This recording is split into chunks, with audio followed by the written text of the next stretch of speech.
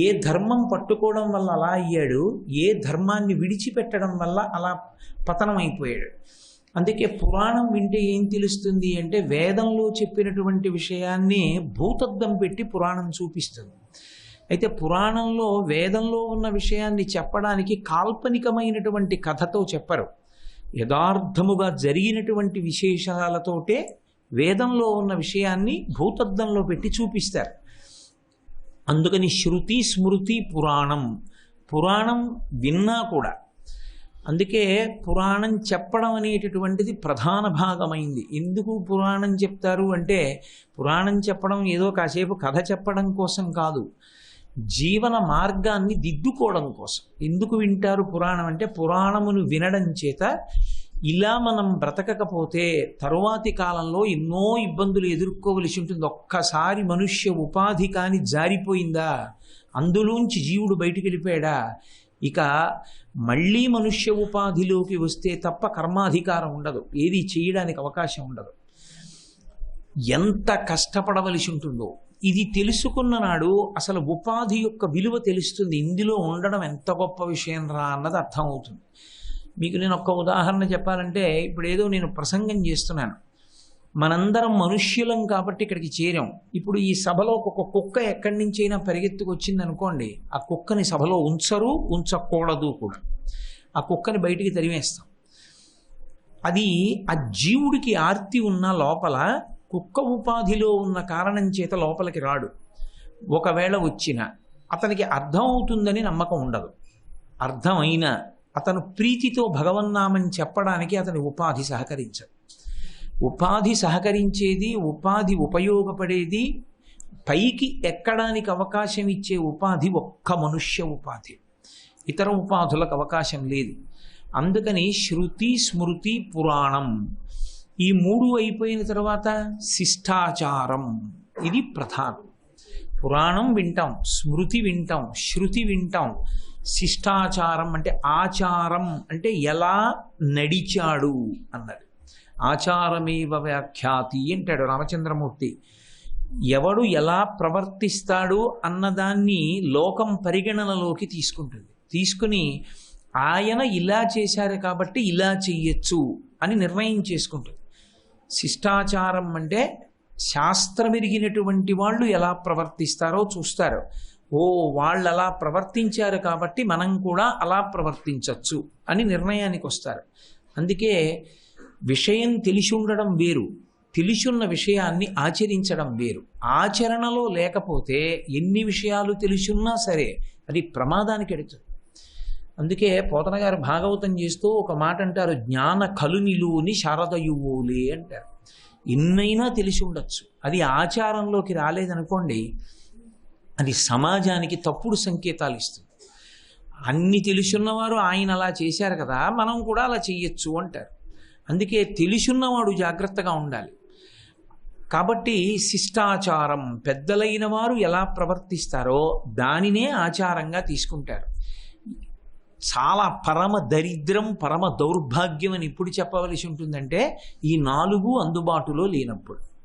వేదమా తెలియదు, వేదం చెప్పేవాడా లేడు, వేదంలో ఉన్న విషయాల గురించా ఎవ్వరికీ ఏమీ స్పర్శ లేదు, స్మృతి గ్రంథాలు అందుబాటులో లేవు, స్మృతిని చెప్పేవాడు లేడు, పురాణం చెప్పేవాడు లేడు, పురాణాలు దొరకట్లేదు. శిష్టాచారం, అసలు ఆయన నడవడి చూసి మనం అనుసరిద్దామంటే అటువంటి నడవడి కలిగినటువంటి శిష్టుడైనటువంటి వ్యక్తి లేడు. అప్పుడు ఐదవదిగా దేన్ని స్వీకరిస్తారంటే అంతరాత్మ ప్రబోధం. అంతరాత్మ ఏం చెప్తుందో దాన్ని పాటించాలి. అంతేకాని మొదటి నాలుగు విడిచిపెట్టి అంతరాత్మ ప్రబోధాన్ని తీసుకొచ్చి మొట్టమొదటి ప్రమాణం కింద చెప్పి అంతరాత్మ ప్రబోధం ప్రకారం చేస్తాననకూడదు. మొదటి ప్రమాణం శృతి, శృతి స్మృతి పురాణ శిష్టాచార అంతరాత్మ ప్రబోధాలు. ఈ ప్రమాణములన్నీ కూడా చెబుతూ ఉంటాయి. మీరు చాలా జాగ్రత్తగా విషయం తెలుసుకోవాలి. అందుకే శంకరాచార్యుల వారు మీరు శ్లోకం చెప్తే శృతి స్మృతి పురాణానాం ఆలయం కరుణాలయం నమామి భగవత్పాద శంకరం లోకశంకరం అంటారు. శృతి స్మృతి పురాణములు ఎవరి పాదములు పట్టుకుంటే ఏ విధమైన అయోమయం లేకుండా అర్థమవుతాయో అర్థం అవడం చేత ఆచరించడానికి అవకాశం కలుగుతుందో, అలా ఆచరించడానికి అవకాశం కలిగించినటువంటి ఏ పాదం భగవంతుడిని అందుకోవడానికి ఆసరా చేస్తోందో అటువంటి పాదములు కలిగిన శంకర భగవత్పాదులకు నమస్కరించుచున్నాను. అంటే జగద్గురువులు కనుక వారి మీద శృతి స్మృతి పురాణానాం ఆలయం కరుణాలయం. వారు ఎందుకు అలా ఇవ్వాలి? ఎందుకు శంకరాచార్యులు వారంత తాపత్రయపడ్డారంటే కరుణాలయం. వారి స్వరూపము దయ, విశేషమైన దయ కలిగిన వారు కాబట్టి, అయ్యో వీళ్ళు పాడైపోతారే నేను చెప్పకపోతేనని ఆయన చెప్పారు కాబట్టి కరుణాలయం. నమామి భగవత్పాద శంకరం లోకశంకరం.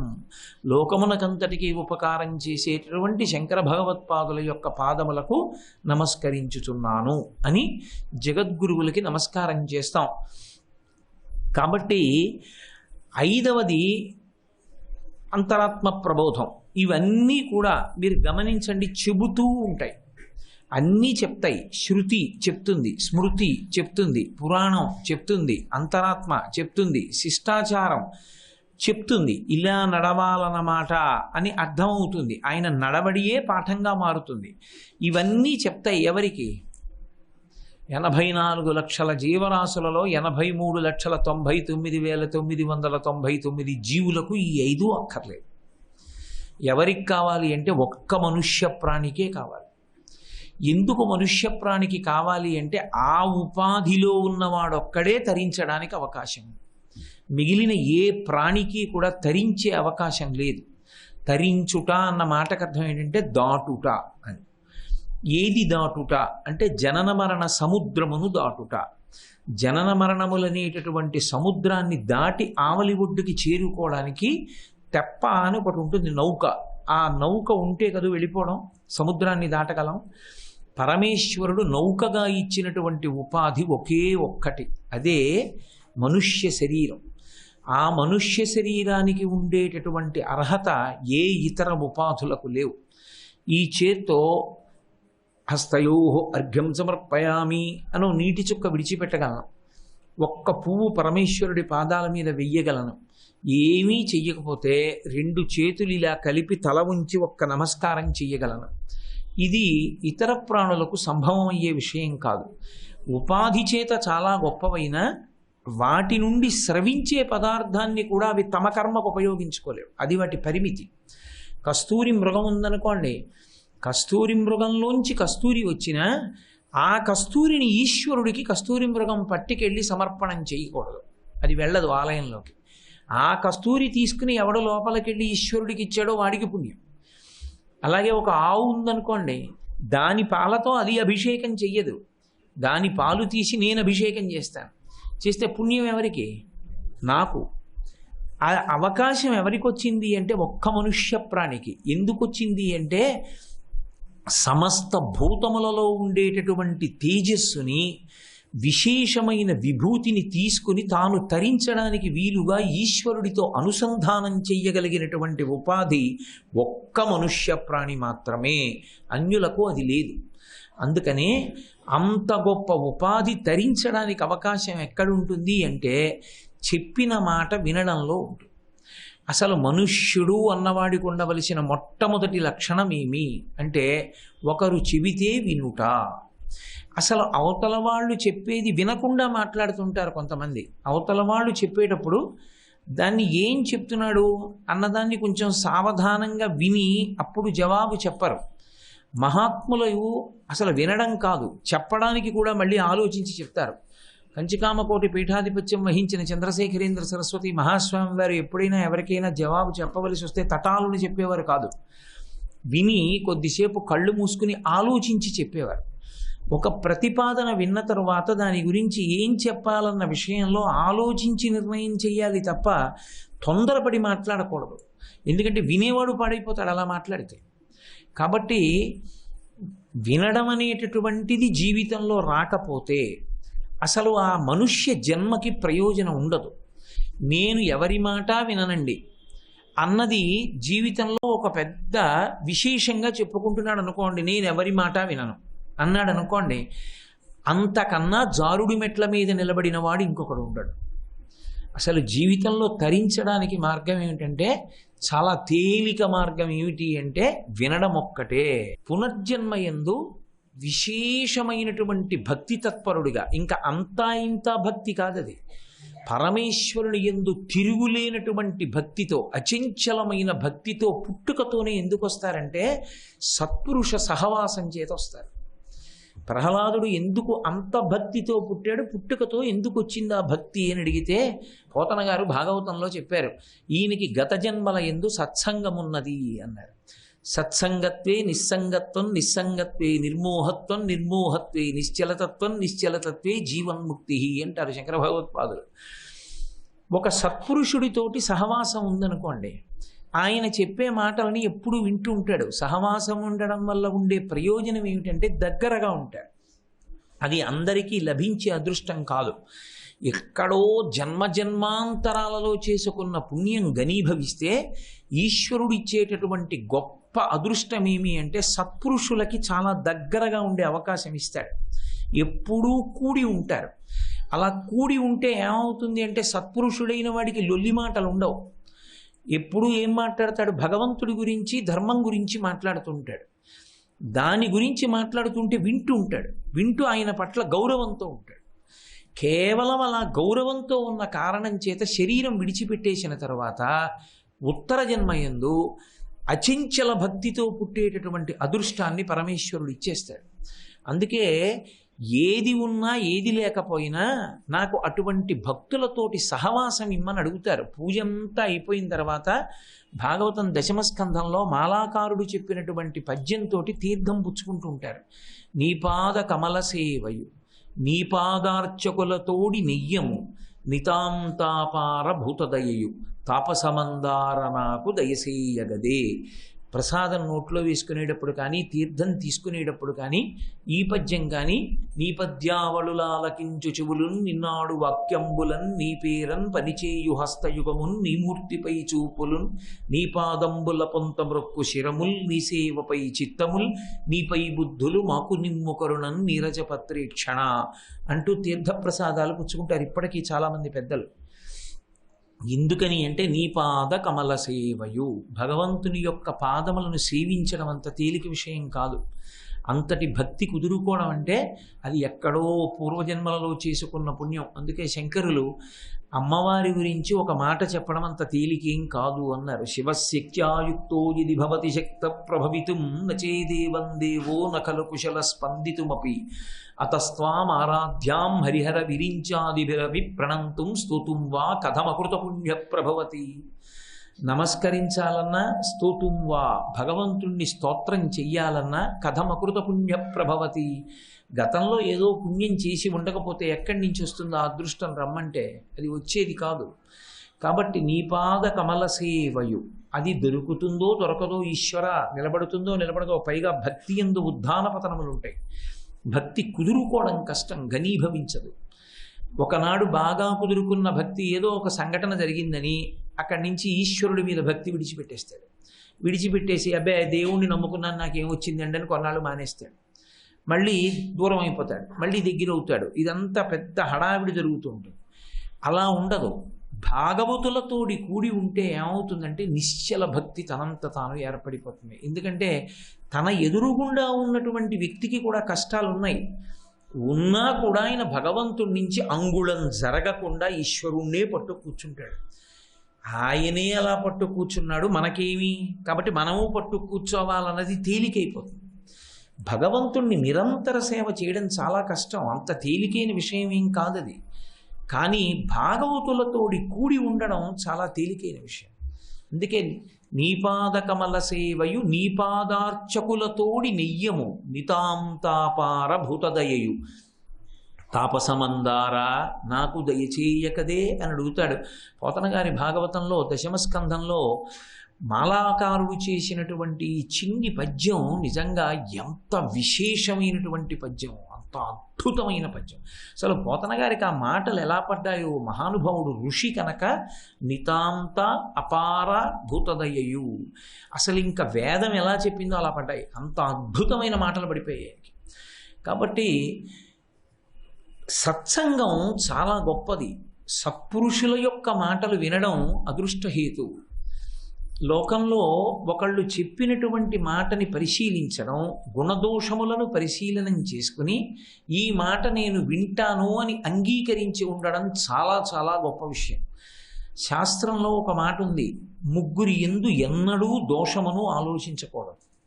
వాళ్ళు దోషం చేశారు అని కానీ, మీరు దోషం దిద్దుకోండి అని కానీ చెప్పకూడదు. కాకపోతే అభ్యున్నతిని కోరి నాన్నగారు ఇలా చేస్తే బాగుంటుందేమో అనడం తప్పు కాదు. తల్లిని, తండ్రిని, గురువుని ఈ ముగ్గురి యొక్క వ్యవహార శైలి యందు దోషాన్ని ఎత్తి చూపించకూడదు. ఎందుచేత అంటే వాళ్ళ ముగ్గురికి ఒక అధికారాన్ని శాస్త్రం కట్టబెట్టింది. చెప్పిందే చెప్పవచ్చు, చెప్పేటప్పుడు కఠినంగా కూడా చెప్పవచ్చు. ముగ్గురికి మాత్రమే అధికారం. ఎన్ని మాటలు చెప్పినా అదే చెప్పచ్చు తల్లి తండ్రి. అమ్మ ఎన్ని మాటలు చెప్పావమ్మా అని అడగడానికి వీల్లేదు కొడుకు. అభ్యున్నతిని కోరి అమ్మ ఎప్పుడు చెప్పినా ఒరే నీకు తొందరపాటు ఎక్కువ, తొందరపడకు తొందరపడకు తొందరపడకు అని చెప్తోంది అనుకోండి, అమ్మ అస్తమానం చెప్తావు అలా అనకూడదు. అమ్మ గుర్తుపెట్టుకుంటాను అన్నది. ఎన్ని మాటలైనా చెప్పచ్చు. చెప్పిన విషయం చెప్పారనేటటువంటిది అన్వయం ఎవరికి అవ్వదు అంటే ఈ ముగ్గురికి అవ్వదు. ఎందుకంటే ఈ ముగ్గురు అలా చెబుతూనే ఉండాలి. ఇది చెప్పిన విషయం ఇంకో కొత్త విషయం చెప్తానని ఏం చెప్పక్కర్లేదు, ఎన్ని మాటలైనా చెప్పచ్చు. ఎందుకని అంటే అభ్యున్నతి కోరి. తిన్న అన్నం ఎన్ని మాటలు తింటున్నావు, చేసిన సంసారం ఎన్ని మాటలు చేస్తున్నావు. భగవత్ సంబంధమైన మంచి మాట తల్లి తండ్రి గురువు దగ్గర విన్నది వినడానికి అభ్యంతరం ఎందుకు వస్తుంది? కాబట్టి రాదు. అందుకే ఎన్ని మాటలైనా వినాలి. మంచి మాట వినడంలో ఎక్కడైనా రాగద్వేషములు ఏర్పడ్డాయా దానివల్ల చెప్పినటువంటి వాడికి ఏమీ ప్రమాదం రాదు. పాడైపోయేవాడెవరు అంటే కేవలముగా వినవలసినవాడు. వినవలసినవాడెవరు? మనుష్యుడు ఒక్కడే. అవకాశం ఉండి వినకపోతే ఆ వినకపోయినటువంటి కారణం చేత ఎంతో సంస్కారాన్ని పోగొట్టుకుంటాడు. అందుకే శ్రీరామాయణంలో ఒక అద్భుతమైనటువంటి హితోక్తి, ఆర్షవాక్కు ఒకానొక సందర్భంలో మహర్షి చెప్పించారు. చిత్రం ఏమిటంటే మనుష్యులందరికీ పనికొచ్చేటటువంటి వినడం అన్న విషయాన్ని ఎవరి నోటితో చెప్పించారంటే మారీచుడితోటి చెప్పించారు. ఒక రాక్షసుడి నోటి వెంట చెప్పించారు. ఇంకా విచిత్రం ఏమిటంటే శ్రీరామాయణం 24,000 శ్లోకాలలో రాముడెవరు అని అడిగితే ఎవరు చెప్పిందైనా సరే తక్కువేనేమో కానీ ఒక్క మారీచుడి చెప్పిందే రాముడి విషయంలో ఖచ్చితం. అదొక్కటి గుర్తుంటే ఇంకా రాముడెవరు అని అడిగినప్పుడు పెద్ద ప్రసంగం చేయక్కర్లేదు, ఆ ఒక్క శ్లోకం చెప్పేస్తే చాలు.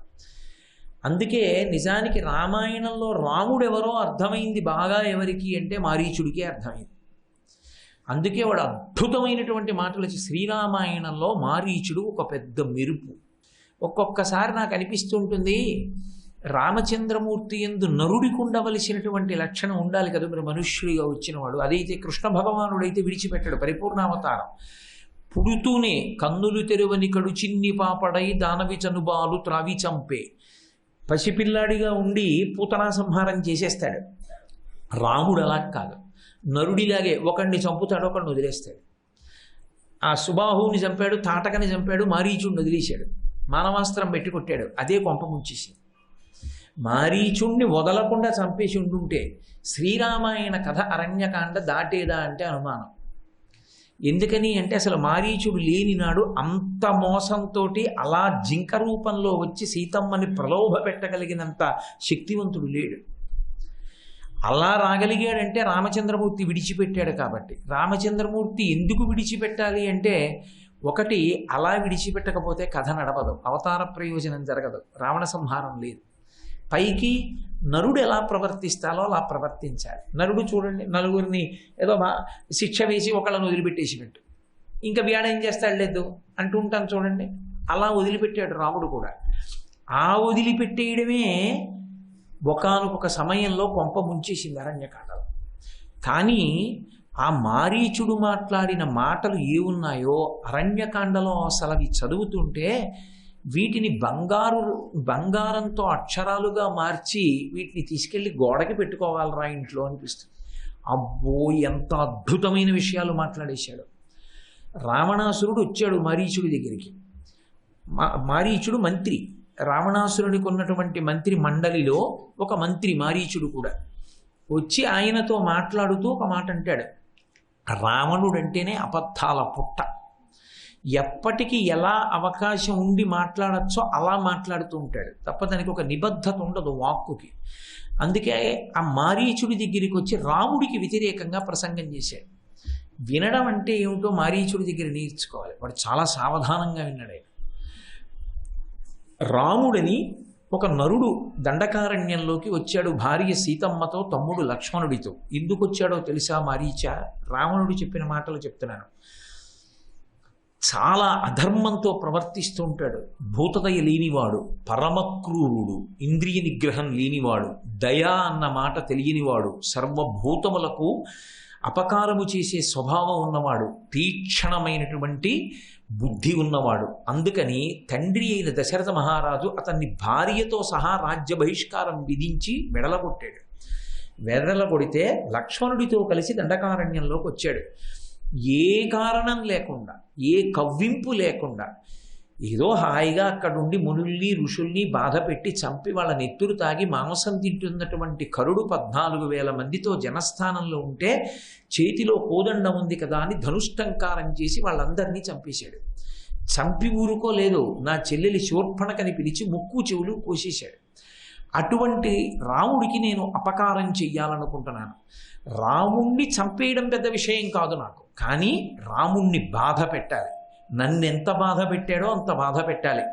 అంత బాధ పెట్టాలంటే అతనికి ప్రియపత్ని దేవకాంత వంటి సీతమ్మని నేను అపహరించాలి. సీతమ్మ కనపడకపోతే రాముడు కుంగిపోతాడు. రాముడు కుంగిపోతే చంపడం తేలిక. ఇందులో పరస్పర విరుద్ధమైన విషయాలు ఉంటాయి. అబద్ధాలు ఆడేవాడు ఎలా మాట్లాడతాడో అలాగే మాట్లాడతాడని.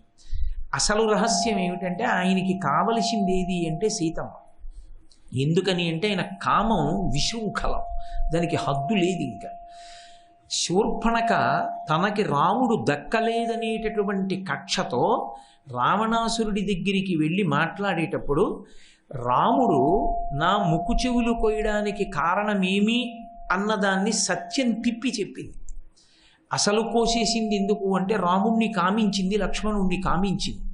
సీతాదేవి మీద పడి ఆవిడ్ని చంపబోయింది. సీతమ్మ ఉన్నంత కాలం రాముడు పరకాంతని స్వీకరించాడు. ఈమెని చంపేస్తే గొడవ వదిలిపోతుందని ఆవిడ మీద పడింది.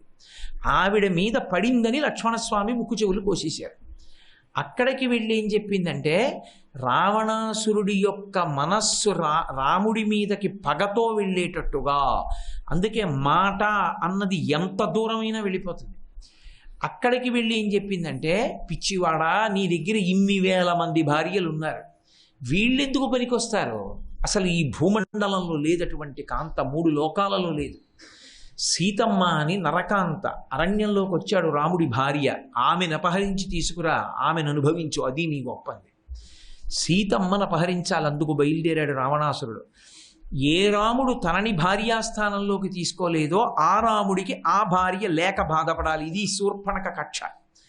శూర్పణకి ఎంతసేపు రాముడి విషయంలో బాగా గుర్తుండిపోయింది ఏమిటి అంటే, ఎప్పుడు బాణం తీస్తాడు, ఎప్పుడు సంధిస్తాడు, ఎప్పుడు విడిచిపెడతాడు దానికి అర్థం కాలేదు. ఆ భుజం తిరుగుతుందంతే. అసలు అదే చెప్పుకుంది, నాకేం కనపడలేదా, ఆయన భుజం తిరిగిందంతే.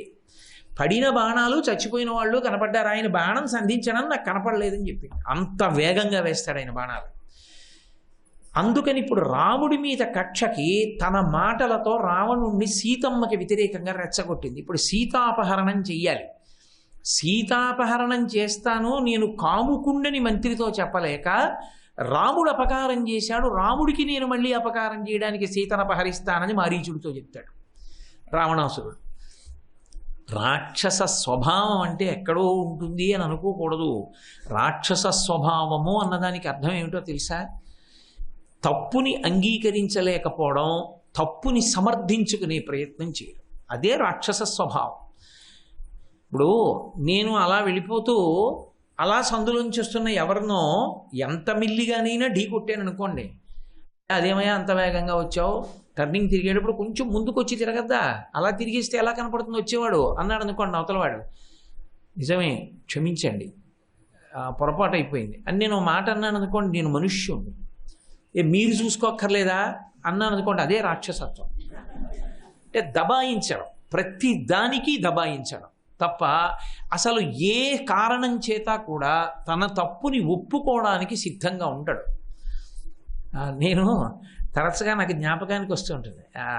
నేను విశాఖపట్నంలో ఉన్న రోజుల్లో మా పక్కింట్లో పిల్ల ఉండేది. ఆ పిల్ల మా ఇంటికి వస్తుండేది ఆడుకోవడానికి. ఆ పిల్ల వచ్చి నా ఒళ్ళో కూర్చుని ఆడుకుంటుంటే ఆ పాల గ్లాసు, ఆ అమ్మాయి తాగుతూ వచ్చిన పాల గ్లాసు పక్కన పెట్టడంలో నా చెయ్యి తగిలి పాలు పడిపోతే పిల్ల ఏం చేసింది, అయ్యో పాలు పడిపోయే, ఇది పాపం తాగుతున్నది అని నేను దింపి మా అమ్మని, అమ్మ పాపం దీనికి కాసిన పాలు ఇయ్యమ్మ అంటున్నాను. మా అమ్మగారు ఏదో పాలు కాచి ఇవ్వాలి. ఆ పిల్ల పరిగెత్తుకుంటూ వాళ్ళ ఇంట్లోకి వెళ్ళి వాళ్ళ అమ్మని తీసుకొస్తే వాళ్ళ అమ్మగారు వచ్చారు. ఏం పర్వాలేదులేండి, మళ్ళీ కాసిన పాలు కల్పిస్తాను, దానికి ఏం పర్వాలేదని ఆవిడ గ్లాస్ తీసుకుంటున్నారు. అంటే నేను అన్నాను, పాలు గబుక్కుని పాలు పడిపోయండి, గ్లాస్ పడిపోయిందండి అన్నాను. ఆ పిల్ల అంది నాతోటి, గ్లాసు పడిపోలేదు, మీ చెయ్యి తగిలి పడిపోయింది. నేను తెల్లబోయాను. ఇది కదా పసితనం అంటే. ఆ అమ్మాయికి అబద్ధం చెప్పడం ఇష్టం లేదు. అదేమిటి పడిపోయిందంటే, గ్లాస్ ఎక్కడ పడిపోయింది, ఈయన చెయ్యి తగిలి కదా పడిపోయింది, చెయ్యి తగిలి పడిపోయింది అనకుండా గ్లాస్ పడిపోయింది అంటాడేమిటి అంటే, ఎన్ని ఉపన్యాసాలు చెప్పినా అంతర్లీనంగా నా చెయ్యి తగిలి గ్లాసు పడిపోయింది అని చెప్పగలిగినంత ధైర్యంతో కూడుకున్న జీవనం నాకు అలవాటు పడలేదన్నమాట.